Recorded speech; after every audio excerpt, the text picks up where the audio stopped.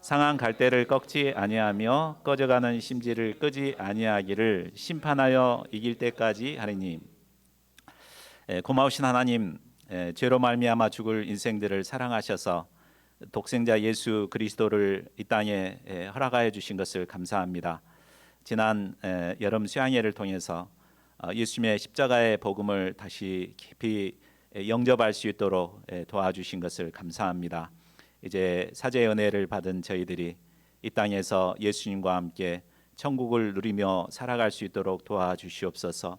이를 위해서는 죄를 다루시는 하나님이 어떤 분이신가를 깊이 알아야 함을 깨닫습니다. 오늘 말씀을 통해서 하나님의 공의가 어떻게 이루어지는가 깊이 배우고 영접할 수 있도록 도와주시옵소서. 감사하고 모든 말씀을 우리 주 예수 그리스도 이름으로 기도하였습니다. 아멘. 성경에는 죄를 범한 자들에 대한 하나님의 다양한 심판을 기록하고 있습니다. 그 중에 가장 충격적인 것은 하나님께서 죄를 범하는 그 즉시 심판하시는 경우입니다. 우리가 성경을 보면 그런 내용들이 나옵니다. 민수기 15장을 보면 하나님은 안식일에 안식일법을 어기고 나무하러 갔던 사람을 돌로 던져 죽이라고 하십니다. 또 아론의 두 아들 나답과 아비후가 하나님이 정하지 않는 다른 불로 향을 피웠을 때 그 즉시 불이 나와서 그를 태워 죽였습니다. 또 법궤를 우리 사무엘상 6장을 보면 법궤를 수레로 이렇게 싣고 가다가 소가 놀라서 뛰니까 그 법궤가 넘어질 것 같아서 옆에 있던 웃사가 그것을 붙잡습니다. 그랬을 때 그 즉시 하나님이 심판하여 그를 또 죽게 하십니다. 자, 이런 사건들을 읽다 보면 우리는 하나님이 우리가 죄를 범하는 그 즉시 심판하시는 분이 아닌가라고 생각하기 쉽습니다. 그러나 이런 경우는 하나님의 공의가 바로 세워져야만 하는 그런 극히 일반적인 때에만 이루어지는 사건입니다. 성경에 나오는 대부분의 하나님의 심판은 당장 이루어지지 않습니다. 오래 참고 기다리시다가 이루어집니다. 출애굽기를 보면 하나님은 이스라엘 백성들을 괴롭히는 애굽의 강팍한 바로 왕을 그 즉시 심판하지 않으셨습니다. 10가지 재앙을 내린 후에 그래도 회개하지 않으니까 심판하셨습니다. 또 하나님께서는 죄를 범한 이스라엘 백성들에 대해서도 수세대에 거쳐서 선지자들을 보내 회개하도록 도왔고 그래도 회개하지 않으니까 아수르와 바벨론을 통해서 심판하십니다. 죄인을 향한 하나님의 마음은 이 예수님을 통해 우리에게 잘 나타내 보여주십니다. 특별히 오늘 말씀에는 예수님을 통한 하나님의 공의로운 심판이 구체적으로 어떻게 이루어지는가를 배우게 됩니다. 본문 말씀을 통해 연약한 우리를 향한 하나님의 공의로운 심판을 깊이 영접할 수 있기를 바랍니다. 이를 통해서 어찌하든지 회개하기를 기다리시는 하나님의 마음을 깨닫고 회개할 수 있기를 기도합니다. 파트 1, 제자들을 보호하신 예수님, 1절에서 8절입니다. 수고하고 무거운 짐진 자들을 초청하신 후에 예수님은 안식일에 제자들과 함께 밀밭 사이를 지나가셨습니다. 이때 배고픈 제자들은 밀 이삭을 잘라 손으로 비벼서 먹었습니다. 그런데 이 행동은 안식일에는 결코 해서는 안 되는 행동이었습니다. 안식일을 지키는 것은 십계명 중에 네 번째 계명입니다. 율법은 안식일에 아무 일도 하지 말라고 했지만 구체적으로 금지하는 일에 대해서는 자세하게 알려주지 않고 있습니다. 이 때문에 유대 랍비들은 안식일에 해서는 안 되는 일을 39가지로 구분해서 정리를 했습니다. 그리고 그 39가지 아래에 쭉 이제 세부적으로 지킬 것들을 만들었습니다. 그것을 그 히브리어로 멜라카 일이라고 부르는데, 그 기준으로 보면은 제자들이 행했던 일, 그러니까 미엘 이삭을 따는 것은 추수에 해당되고, 그러니까 이렇게 손으로 비빈 것은 탈곡에 해당되고, 후 부는 것은 키질에 해당되기 때문에 절대 해서는 안 되는 일이었습니다. 자, 제자들은 엄한 율법 사회 속에서 살고 있었습니다. 그러니까 이것이 율법을 어기는 것이요 안식일 법을 범하는 것이라는 것을 너무나 잘 알고 있었을 것입니다. 그런데 그들은 너무나 배가 고팠습니다. 그리고 예수님 안에서 참 자유함을 누리고 있었기 때문에 거리낌 없이 밀리삭을 잘라 먹을 수 있었습니다. 아마 예수님도 이런 제자들의 모습을 보면서 참 측은히 여기는 눈으로 바라봤을 것입니다. 그런데 이 광경을 멀리서 지켜보던 종교 경찰들이 있었습니다. 2절을 보십시오. 그들은 바로 바리새인들이었습니다. 그들은 예수님의 일행을 막아서면서 따져 묻습니다. 보시오, 당신의 제자들이 안식일에 하지 못할 일을 하나이다. 그들은 율법의 잣대로 제자들의 모습을 판단하고 안식일에 하지 못할 일을 했다고 비난하며 정죄했습니다. 정신없이 먹고 있던 제자들은 깜짝 놀라 어쩔 줄을 몰랐을 것입니다. 이때 예수님은 공경에 처하게 된 제자들을 어떻게 돕습니까? 3절과 4절을 보십시오. 예수님은 다윗 왕의 예를 들어 제자들의 행동을 변호하십니다. 사무엘상 21장 1절에서 6절을 보면 다윗 왕이, 그때는 왕이 아니죠, 이제 그 사울에게 쫓기고 있을 때 제사장들만 먹을 수 있는 이 진설병을 먹는 이런 사건이 기록되어 있습니다. 그때 다윗은 자신을 잡아 죽이려고 하는 사울을 피해서 도망하던 때였습니다. 그는 그와 함께한 자들이 며칠을 굶게 되자 제사장 아히멜렉에게 가서 거짓말을 합니다. 그래서 사울의 심부름으로 가는 중이라고 그러면서 거짓말을 하고, 그리고 제사장이 이제 먹을 것을 구했습니다. 근데 제사장 아히멜렉은 먹을 것이 없었습니다. 오로지 제사장만 먹을 수 있는 이런 진설병이 밖에 없었습니다. 그렇지만 그는 이 떡을 배고픈 다윗에게 줍니다. 그 뒤에 보면 제가 그림으로 표현을 했는데요. 성전 안에서 이 진설병, 제사장만 먹을 수 있는 것을 다 이렇게 다윗에게 줍니다. 그리고 다윗은 그것을 가지고 가서 자신과 함께했던 사람들이 이제 함께 먹었습니다. 자, 다윗은 거짓말을 해서 제사장만 먹을 수 있는 진설병을 먹었습니다. 얼마나 이 큰 율법의 죄를 범했습니까? 또 아히멜렉은 진설병이 제사장만 먹을 수 있다는 것을 잘 알지만 그것을 먹도록 내준 장본인입니다. 이들은 하나님이 주신 율법을 정면으로 어겼습니다. 그런데 놀라운 것은 하나님께서 이 문제로 성경의 그 어디서도 책망하거나 지적한 것이 없습니다. 그러니까 하나님께서 허용하셨다는 것을 말해줍니다. 자, 이것은 무엇을 말해줍니까? 아직 5절 안 넘어갔습니다. 율법은 우리가 반드시 지켜야 할 것이지만 인간의 생존에 필요한 피치 못할 경우에는 예외적인 적용이 된다는 것을 말해줍니다. 이는 마치 사람의 생명을 살리기 위해 앰뷸런스가 교통법규를 어기고 막 가죠. 그러나 경찰이 그걸 잡아서 딱지를 떼지 않습니다. 그렇죠? 이것과 같습니다. 하나님은 우리에게 율법을 주시지만 결코 율법적이지 않으십니다. 하나님은 은혜와 사랑이 풍성하신 분이십니다. 우리가 이 하나님을 바로할 때 정죄와 판단에서 벗어나 긍휼과 사랑의 눈으로 사람들을 볼 수 있습니다. 자, 5절을 보십시오. 예수님은 계속해서 제사장들의 예를 들어 변호하십니다. 제사장은 안식일에 가장 바쁘게 일하는 사람들입니다.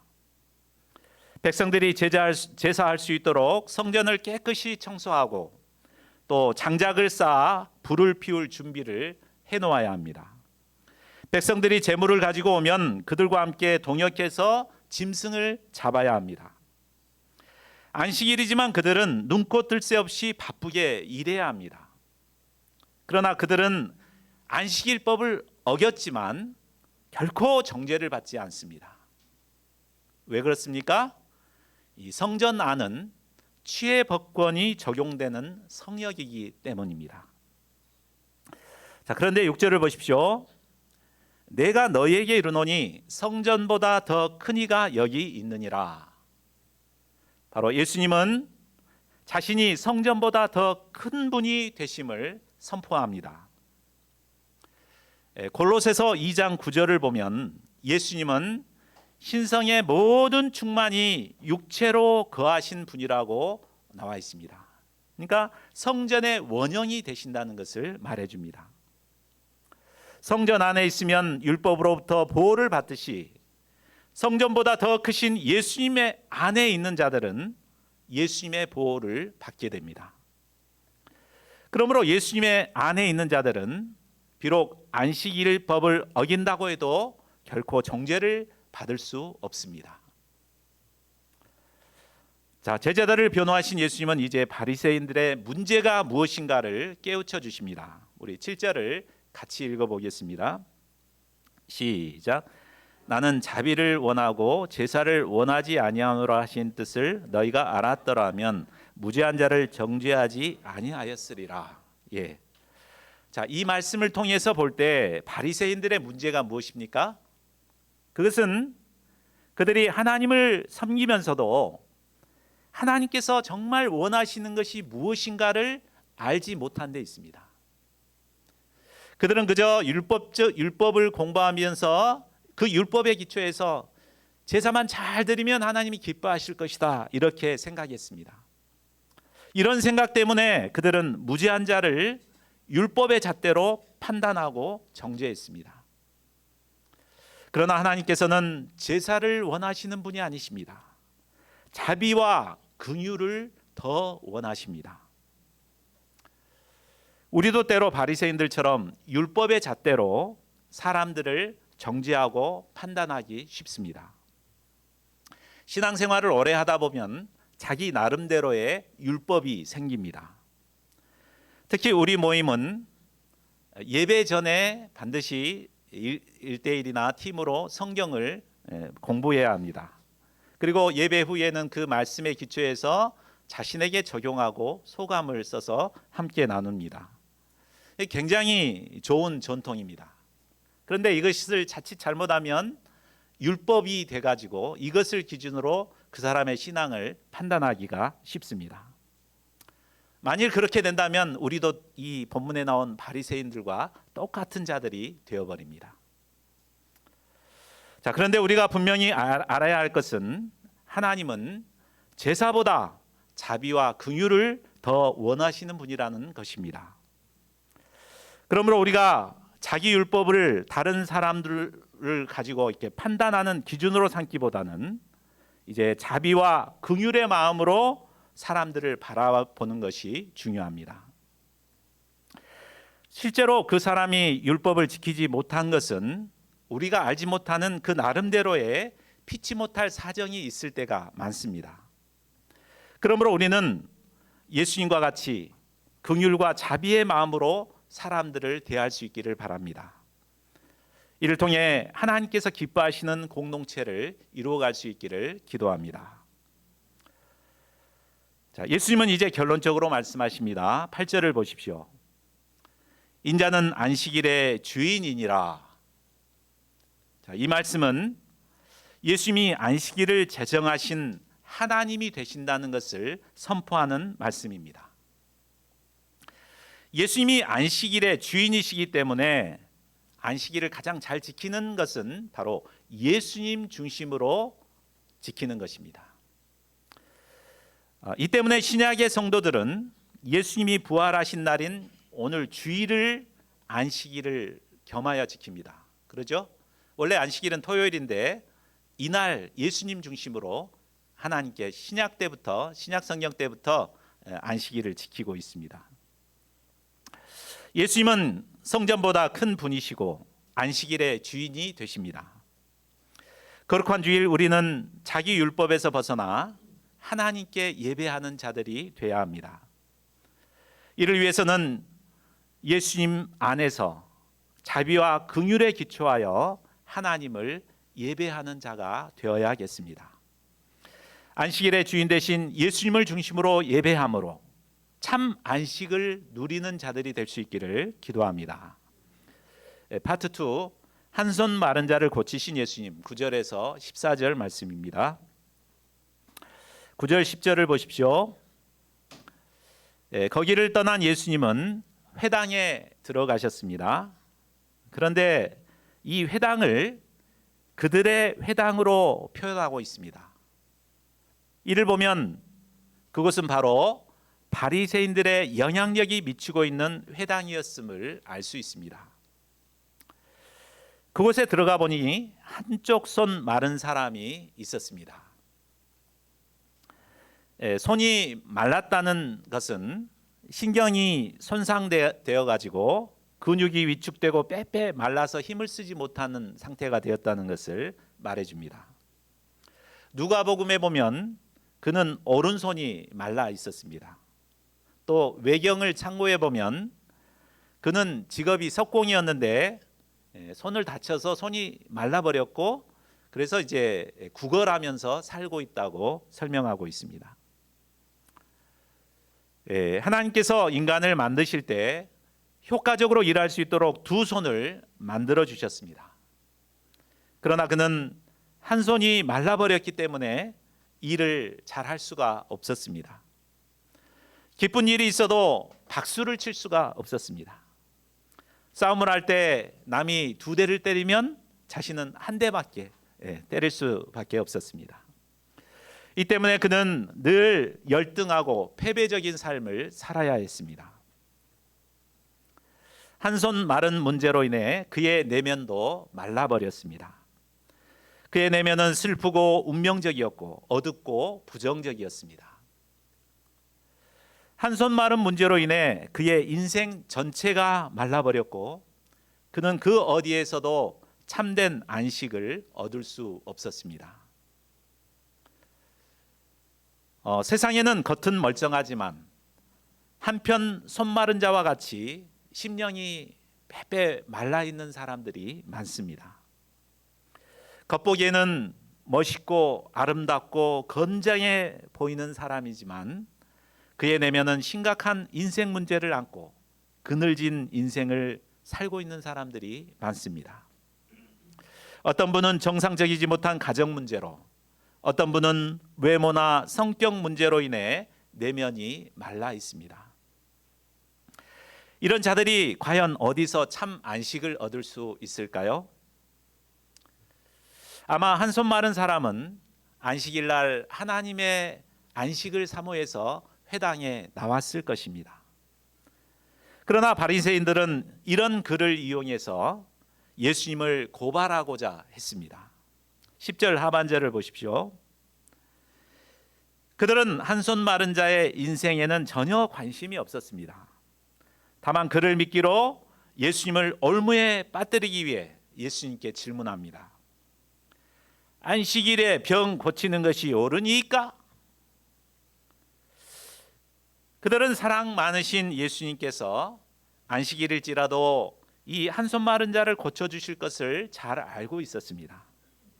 그래서 그것을 꼬투리 삼아서 예수님을 안식일법을 범한 죄인으로 고소하고자 했습니다. 그들의 의도를 다 아시기 때문에 예수님은 다른 날을 정해서 그를 따로 불러서 고쳐주실 수도 있으십니다. 그러나 예수님은 피하지 않고 그들의 문제 정면으로 도전하십니다. 12절을 보십시오. 너희 중에 어떤 사람이 양 한 마리가 있어 안식일에 구덩이에 빠졌으면 끌어내지 않겠느냐? 사람이 양보다 얼마나 더 귀하냐. 사람들은 누구나 자신의 소유에 대한 애착이 있습니다. 만일 자신이 하나밖에 없는 양이 있는데 그 양이 구덩이에 빠졌다고 생각해 보십시오. 양은 다리가 짧기 때문에 그 구덩이에서 절대 혼자의 힘으로는 나올 수가 없습니다. 그대로 놔두게 되면 들짐승의 먹잇감이 될 수밖에 없습니다. 그렇기 때문에 아무리 안식일일지라도 주인은 그 양을 구덩이에서 건져낼 수밖에 없습니다. 한낱 미물의 양도 그러할진데 양보다 고귀한 사람을 돕는 것은 너무나 당연하다는 것입니다. 자, 바리새인들의 문제가 무엇입니까? 그것은 한 손 마른 사람에 대한 사랑이 없는 것입니다. 그들은 자기 양은 귀히 여겼지만 한 손 마른 사람은 쓸모없는 자로 여기고 전혀 관심도 갖지 않았습니다. 오히려 그를 이용해서 자기의 뜻을 관철하는 도구로 쓰고자 했습니다. 반면에 예수님은 불쌍한 한 영혼을 사랑해서 어찌하든지 도와주고자 하십니다. 이제 예수님은 그들의 질문에 대답하십니다. 12절 하반절을 보십시오. 그러므로 안식일에 선을 행하는 것이 옳으니라. 안식일에 우리가 하나님께 나와 하나님을 예배하고 영적인 쉼을 얻는 것도 중요합니다.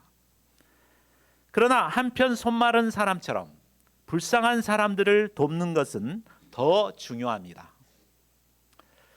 도움이 필요한 자를 적극적으로 돕고 선을 행한다는 것은 가장 안식일을 잘 지킨다는 것을 보여줍니다.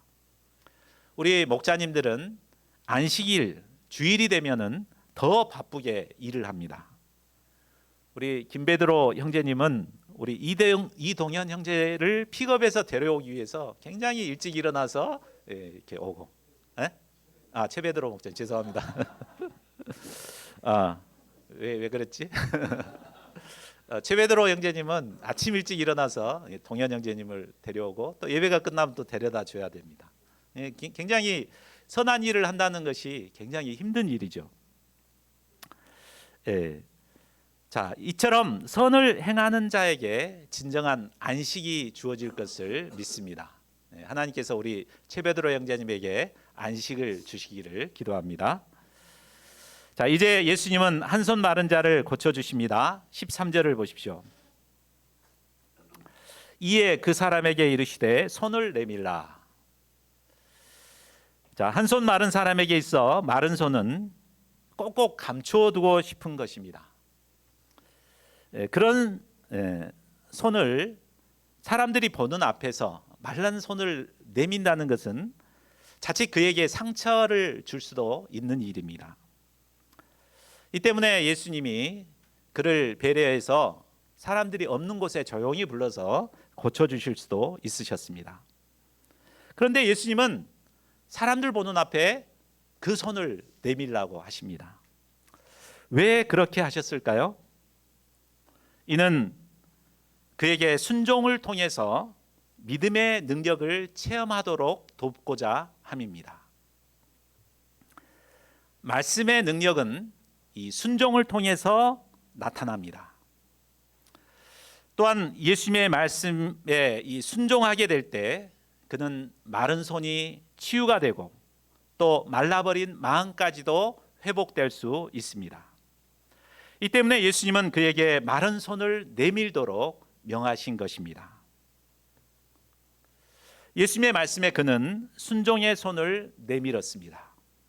그러자 동시에 말랐던 그 손이 곧 회복되었습니다. 말랐던 그의 손에 근육이 생기고 힘이 생겼습니다.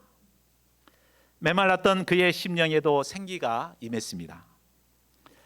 이처럼 예수님의 말씀에 순종하여 우리의 마른 손을 내밀 때 예수님은 우리의 마른 손을 온전히 회복시켜 주십니다. 예수님의 가르침과 한 손 마른 자가 회복되는 것을 본 바리새인들은 자신들의 문제를 깨닫고 회개해야 했습니다. 그러나 14절을 보십시오. 그들은 더욱 완악해서 예수님을 죽이고자 합니다. 안식일에 선을 행하신 예수님은 그것으로 인해 죽음의 위기에 몰리게 되었습니다. 예수님은 모든 걸 다 아시는 전지하신 분이십니다. 때문에 예수님께서 이 한손 마른 자를 고쳐주시면 이렇게 될 것이라는 것을 몰랐겠습니까? 다 아셨겠죠. 그럼에도 예수님은 기꺼이 한손 마른 자를 고쳐주셨습니다. 이처럼 예수님은 연약한 한 영혼을 위해 기꺼이 자신의 생명을 아낌없이 희생하셨습니다. 이 예수님의 희생으로 말미암아 우리 자신도 나음을 얻고 구원을 얻을 수 있었습니다. 우리를 구원하시기 위해 목숨을 아끼지 않으시는 이 예수님께 감사와 찬송을 드립니다. 파트 3, 상한 갈대를 꺾지 않으신 예수님, 15절에서 21절입니다. 예수님은 바리새인들이 자신의 목숨을 노린다는 걸 다 알고 계셨습니다. 이에 그곳을 피하여 떠나셨지만 많은 사람들이 예수님이 가시는 곳을 알고 예수님을 따라왔습니다. 그들은 모두 자신의 절박한 인생 문제를 안고 예수님께 나왔습니다.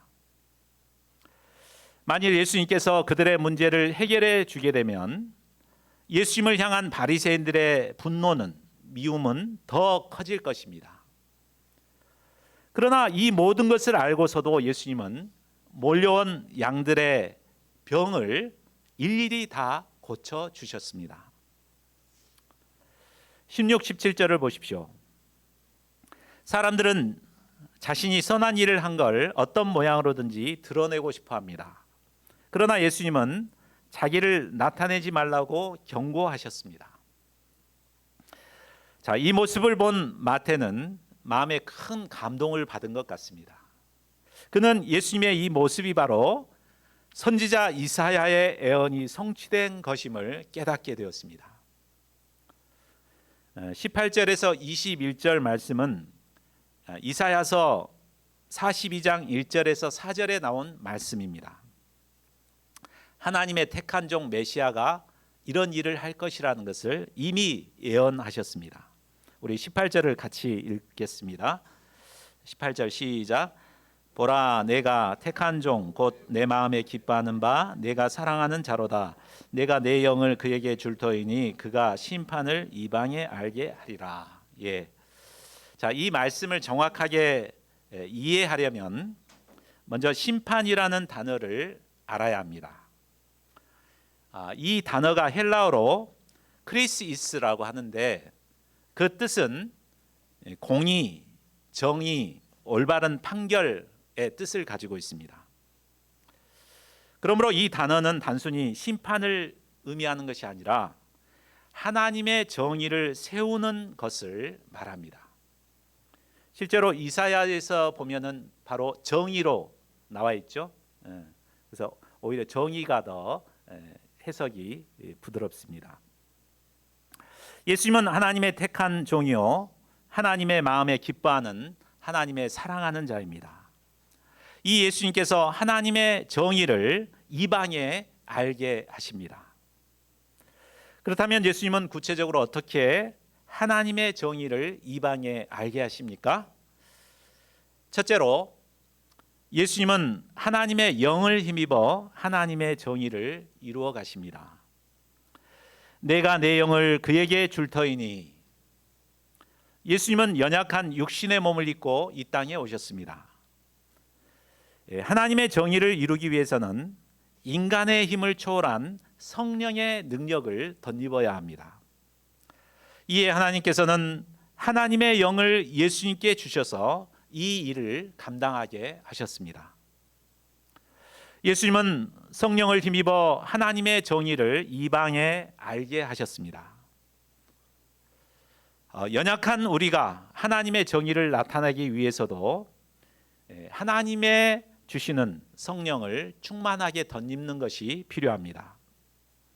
자신의 힘과 능력을 의지했던 것을 회개하고 겸손히 내 안에 계신 성령을 의지할 때 성령의 능력을 덧입어 우리는 하나님의 공의를 행할 수 있습니다.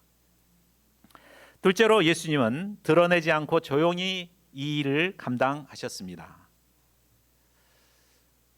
세상에서는 목소리 큰 사람이 이깁니다. 이 때문에 사람들은 자신이 잘못을 했으면서도 큰 소리부터 치고 봅니다. 또한 사람들은 조금이라도 자랑할 게 있으면 가만히 있지 못하고 큰 소리로 나팔을 붑니다. 그러나 예수님은 다투지도 않고 들레지도 않으십니다. 이 때문에 아무도 길에서 그 소리를 듣지 못했습니다. 우리가 하나님의 공의를 드러내고자 한다면 입을 다물어야 합니다. 나팔을 불어 알리거나 큰 소리를 내게 되면 결국 하나님의 공의가 드러난 것이 아니라 자신이 드러나게 됩니다. 하나님의 공의가 드러나기 위해서는 예수님처럼 하나님 앞에서 묵묵히 하나님의 일을 감당해야 합니다. 셋째로 예수님은 연약한 자들을 끝까지 참고 감당하셨습니다. 우리 20절을 함께 읽겠습니다. 시작. 상한 갈대를 꺾지 아니하며 꺼져가는 심지를 끄지 아니하기를 심판하여 이길 때까지 하리니. 갈대는 연약한 것의 대명사입니다. 더구나 상에서 부러질 지경에 있는 갈대는 아무런 쓸모가 없는 존재입니다. 그러나 예수님은 이런 상한 갈대와 같은 자도 꺾지 않으시고 소망을 두고 참고 기다리십니다. 또한 꺼져가는 심지 역시 기름이 고갈돼 가물가물 꺼져가고 있습니다. 이때 심지가 타서 연기를 내기 때문에 빨리 꺼버려야 합니다. 그런데 예수님께서는 그 생명이 완전히 사그라지는 그 순간까지도 참고 또 참으십니다. 그리고 심판하여 이길 때까지, 곧 하나님의 정의가 승리하는 그 순간까지 인내하고 기다리십니다. 자, 우리가 예수님을 만나기 전 바로 상한 갈대와 같고 꺼져가는 심지와 같았습니다. 죄와 허물로 인해 상할 대로 상해 있었고 가물가물 꺼져가고 있었습니다. 만일 더 이상 소망이 없다고 꺾어버리거나 꺼버렸다면 이 세상에 구원을 받을 사람은 아무도 없을 것입니다. 그러나 이런 우리를 예수님은 참고 인내하며 기다리셨습니다. 하나님의 공의가 우리에게 이루어지기까지 꼭 참고 기다리셨습니다. 이 때문에 우리가 구원을 얻을 수 있었습니다. 과거 저는 모태 신자였지만 고등학교 때 하나님을 떠나 세상 쾌락을 즐기며 살았습니다. 이런 저는 3년 연속으로 대학에 실패를 했고 매일 술에 취해 살다가 결국 급성 간염에까지 걸렸습니다. 그래서 하루 종일 이불 속에서 지내야 했습니다. 이런 저는 당장의 심판을 받아 죽어도 할 말이 없는 자였습니다. 그러나 예수님께서는 이런 죄인을 길이 참으시고 구원에 이르기까지 인내하고 기다리셨습니다. 그리고 마침내 여름 수양회를 통해 십자가 구속의 사랑을 영접하고 구원을 얻게 하셨습니다. 상한 갈대와 같고 꺼져가는 심지와 같았던 우리가 구원을 얻은 것은 연약한 우리를 끝까지 참고 기다려주신 이 예수님의 은혜가 있었기에 가능했습니다. 이런 은혜를 받은 우리가 해야 할 일이 무엇이겠습니까? 그것은 우리 주변에 상한 갈대와 같고 꺼져가는 심지와 같은 자들을 예수님의 마음으로 끝까지 품고 섬기는 것입니다. 우리 주변에는 상한 갈대 같고 꺼져가는 심지와 같은 자들이 있습니다. 우리는 그들을 통해 하나님의 정의가 이루어지기까지 인내하며 끝까지 도와야 합니다. 요즘 양들은 쉽게 변화되지 않습니다. 과거 저희들은 1년만 꾸준히 성경 공부를 하면 변화가 되고 리더가 되었습니다. 그런데 요즘은 몇 년을 섬겨도 좀처럼 변화되지 않습니다. 이런 그들을 끝까지 돕는다는 것은 우리의 죄악된 본성으로는 할 수가 없습니다. 아무리 섬겨도 변화되지 않는 그들을 보면은 그냥 확 꺾어버리고 싶고 확 불어서 꺼버리고 싶습니다. 그러나 이때 우리가 무엇을 생각해야 되겠습니까? 꺼져가는 심지와 같고 상한 갈대와 같은 나를 길이길이 참아주신 그 예수님의 은혜를 생각해야 합니다. 그리고 이 은혜에 기초하여서 우리가 돕는 연약한 자들을 끝까지 돕고 섬겨야 합니다. 이를 통해 하나님의 공의를 이루어가는 하나님의 종들로 살아갈 수 있기를 기도합니다. 말씀을 맺겠습니다. 이상을 통해 우리는 하나님의 택한 종 예수님께서 어떻게 하나님의 정의를 이루셨는가를 배울 수 있었습니다. 하나님의 택한 종 예수님은 예수님을 따르는 연약한 제자들을 지키고 보호해 주셨습니다. 예수님은 한손 마른 문제로 인생이 메말라 버린 자를 구원하기 위해 자신의 생명까지 아끼지 않으셨습니다. 무엇보다 상한 갈대와 같고 꺼져가는 심지와 같은 우리를 구원하시기 위해 끝까지 참고 기다리셨습니다. 우리는 이 예수님으로 말미암아 구원을 얻을 수 있었습니다. 하나님께서는 이 예수님의 은혜로 구원을 받은 우리를 통해 주변에 상한 갈대와 같은 자들, 꺼져가는 심지와 같은 자들을 돕기를 원하십니다. 저희 모두가 예수님의 마음을 덧입어서 상한 갈대와 같고 꺼져가는 심지와 같은 그들을 끝까지 섬길 수 있기를 기도합니다. 이를 통해서 하나님의 공의가 우리를 통해서 이루어질 수 있기를 간절히 기도합니다. 우리 요절 말씀 함께 읽겠습니다. 시작. 상한 갈대를 꺾지 아니하며 꺼져가는 심지를 끄지 아니하시기를 심판하여 이길 때까지 하리니.